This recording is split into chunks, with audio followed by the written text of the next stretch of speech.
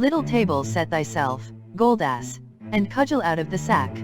There was once upon a time, a tailor, who had 3 sons and only 1 goat. But as the goat supported the whole of them with her milk, she was obliged to have good food, and to be taken every day to pasture. The sons, therefore, did this, in turn. Once, the eldest took her to the churchyard, where the finest herbs were to be found, and let her eat and run about there. At night, when it was time to go home, he asked, "Goat, have you had enough?"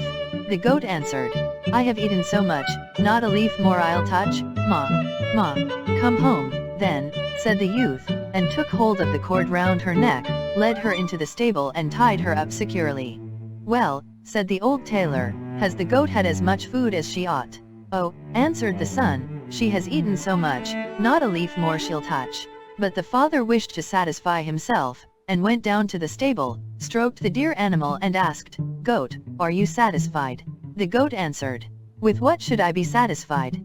Among the graves I leapt about, and found no food, so went without. Ma, ma, what do I hear?" cried the tailor, and ran upstairs and said to the youth, "Hollow, you liar, you said the goat had had enough, and have let her go hungry." And in his anger, he took the yard measure from the wall, and drove him out with blows.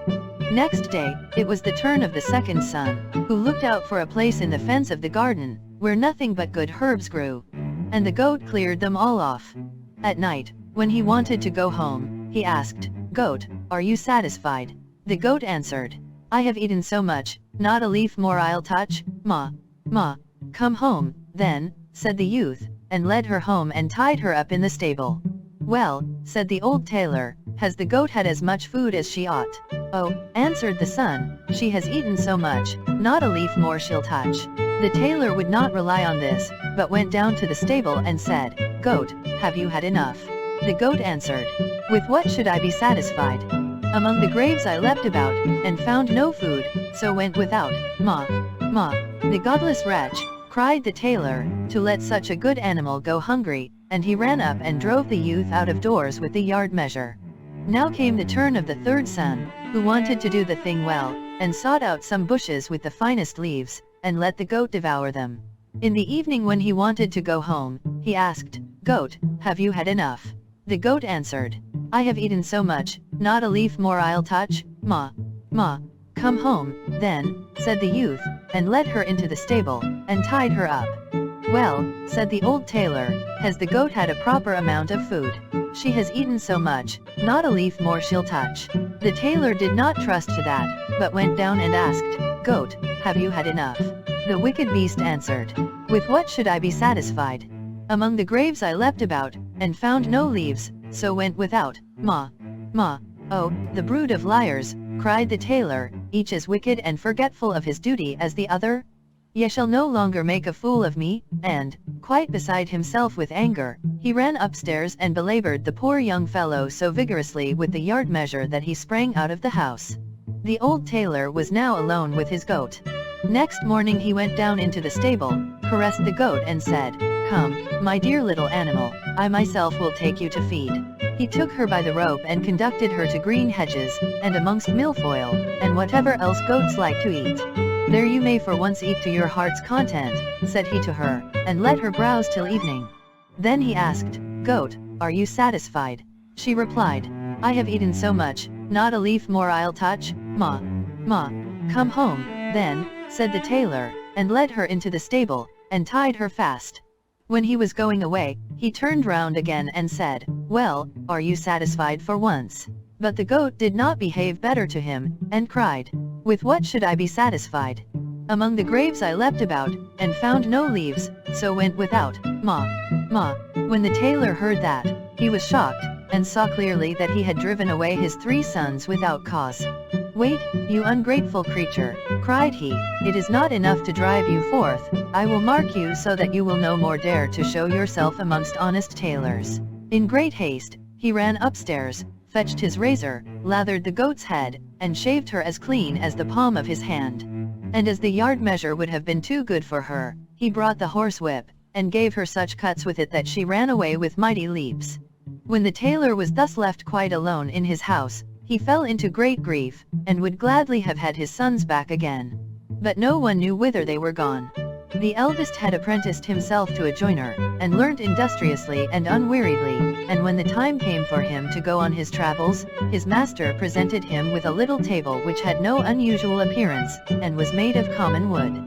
But it had one good property: if anyone put it down, and said, "Little table, set thyself," the good little table was at once covered with a clean little cloth. And a plate was there, and a knife and fork beside it, and dishes with boiled meats and roasted meats, as many as there was room for, and a great glass of red wine shone so that it made the heart glad.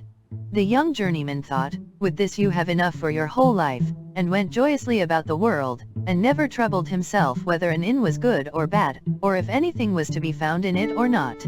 When it suited him he did not enter an inn at all, but either in the plain, a wood, a meadow, or wherever he fancied, he took his little table off his back, set it down before him, and said, "Little table, set thyself," and then everything appeared that his heart desired. At length, he took it into his head to go back to his father, whose anger would now be appeased, and who would now willingly receive him with his wishing table. It came to pass that on his way home, he arrived, one evening, at an inn which was filled with guests. They bade him welcome, and invited him to sit and eat with them, for otherwise he would have difficulty in getting anything. "No," answered the joiner, "I will not take the few bites out of your mouths. Rather than that, you shall be my guests." They laughed, and thought he was joking. He, however, placed his wooden little table in the middle of the room, and said, "Little table, set thyself." Instantly it was covered with food, so good that the host could never have procured it, and the smell of it arose pleasantly to the noses of the guests. "Fall to, dear friends," said the joiner. And the guests, when they saw that he meant it, did not need to be asked twice, but drew near, pulled out their knives and attacked it valiantly. And what surprised them most, was that when a dish became empty, a full one instantly took its place. The innkeeper stood in one corner and watched the doings. He did not know what to say, but thought, "I could easily find use for such a cook as that in my kitchen." The joiner and his comrades made merry until late into the night. At length they lay down to sleep, and the young apprentice also went to bed, and set his magic table against the wall. The host's thoughts, however, let him have no rest. It occurred to him that there was a little old table in his lumber room, which looked just like the apprentice's. And he brought it out quite softly, and exchanged it for the wishing table. Next morning, the joiner paid for his bed, took up his table, never thinking that he had got a false one, and went his way. At midday, he reached his father, who received him with great joy.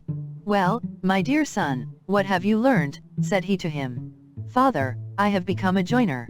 "A good trade," replied the old man, "but what have you brought back with you from your apprenticeship?" "Father, the best thing which I have brought back with me is this little table." The tailor examined it on all sides and said, "You did not make a masterpiece, when you made that. It is a bad old table." "But it is a table which furnishes itself," replied the son. "When I put it down, and tell it to set itself, the most beautiful dishes stand on it, and a wine also which gladdens the heart. Just invite all our relations and friends. They shall refresh and enjoy themselves for once, for the table will give them all they require." When the company was assembled, he put his table in the middle of the room and said, "Little table, set thyself." But the little table did not bestir itself, and remained just as bare as any other table which did not understand language. Then the poor apprentice became aware that his table had been changed, and was ashamed at having to stand there like a liar. The relations, however, mocked him, and were forced to go home without having eaten or drunk. The father brought out his patches, and began to tailor again, but the son went to a master in the craft. The second son had gone to a miller and had apprenticed himself to him. When his years were over, the master said, "As you have conducted yourself so well, I give you an ass of a peculiar kind, which neither draws a cart nor carries a sack." "To what use is he put, then?" asked the young apprentice. "He lets gold drop from his mouth," answered the miller. "If you set him on a cloth, and say, 'Bricklebright,' the good animal will drop gold pieces for you." "That is a fine thing," said the apprentice, and thanked the master, and went out into the world. When he had need of gold, he had only to say, "Bricklebright," to his ass, and it rained gold pieces, and he had nothing to do but pick them off the ground. Wheresoever he went, the best of everything was good enough for him, and the dearer the better, for he had always a full purse. When he had looked about the world for some time, he thought, "You must seek out your father. If you go to him with the gold ass, he will forget his anger, and receive you well."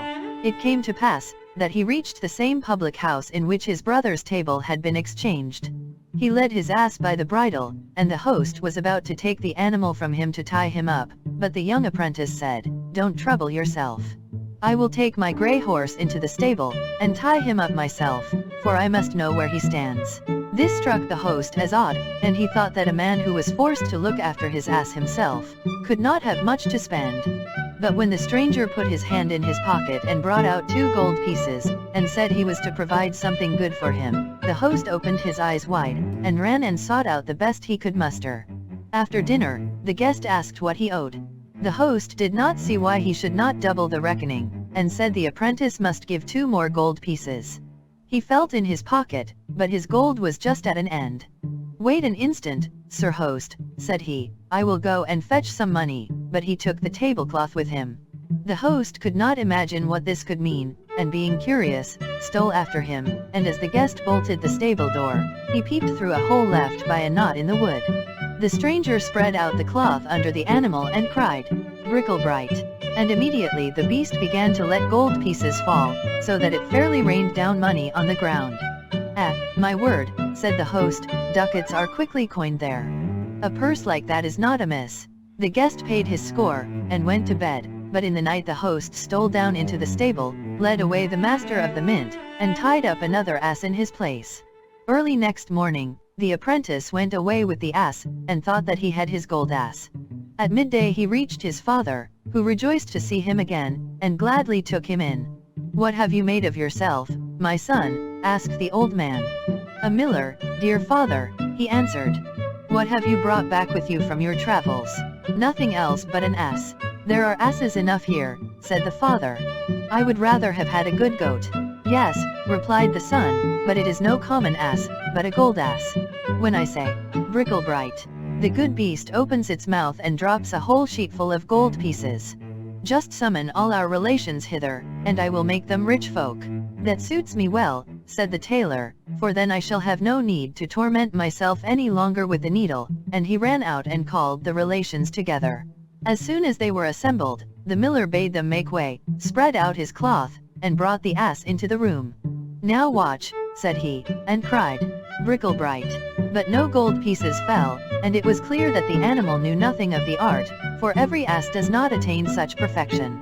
Then the poor miller pulled a long face, saw that he was betrayed, and begged pardon of the relatives, who went home as poor as they came. There was no help for it, the old man had to betake him to his needle once more, and the youth hired himself to a miller. The third brother had apprenticed himself to a turner, and as that is skilled labor, he was the longest in learning. His brothers, however, told him in a letter how badly things had gone with them, and how the innkeeper had cheated them of their beautiful wishing gifts on the last evening before they reached home. When the turner had served his time, and had to set out on his travels, as he had conducted himself so well, his master presented him with a sack, and said, "There is a cudgel in it. I can put on the sack," said he, "and it may be of good service to me, but why should the cudgel be in it? It only makes it heavy." "I will tell you why," replied the master. "If anyone has done anything to injure you, do but say, 'Cudgel,' out of the sack, and the cudgel will leap forth among the people, and play such a dance on their backs, that they will not be able to stir or move for a week, and it will not leave off until you say, 'Cudgel,' into the sack." The apprentice thanked him, put the sack on his back, and when anyone came too near him, and wished to attack him, he said, "Cudgel, out of the sack," and instantly the cudgel sprang out, and dusted the coat or jacket of one after the other on their backs, and never stopped until it had stripped it off them. And it was done so quickly, that before anyone was aware, it was already his own turn.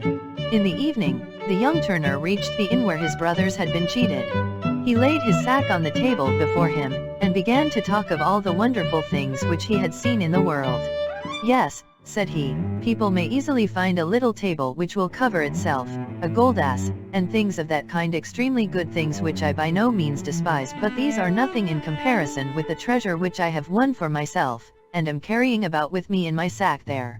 The innkeeper pricked up his ears. "What in the world can that be?" thought he. "The sack must be filled with nothing but jewels. I ought to get them cheap too, for all good things go in threes. When it was time for sleep, the guest stretched himself on the bench, and laid his sack beneath him for a pillow. When the innkeeper thought his guest was lying in a sound sleep, he went to him and pushed and pulled quite gently and carefully at the sack to see if he could possibly draw it away and lay another in its place.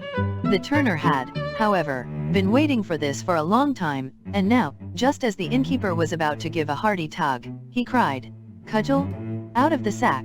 Instantly the little cudgel came forth, and fell on the innkeeper, and gave him a sound thrashing. The host cried for mercy. But the louder he cried, so much the more heavily the cudgel beat time on his back, until at length he fell to the ground exhausted.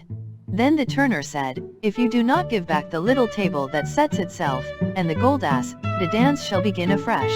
"Oh, no," cried the host, quite humbly, "I will gladly bring out everything, only make the accursed kobold creep back into the sack."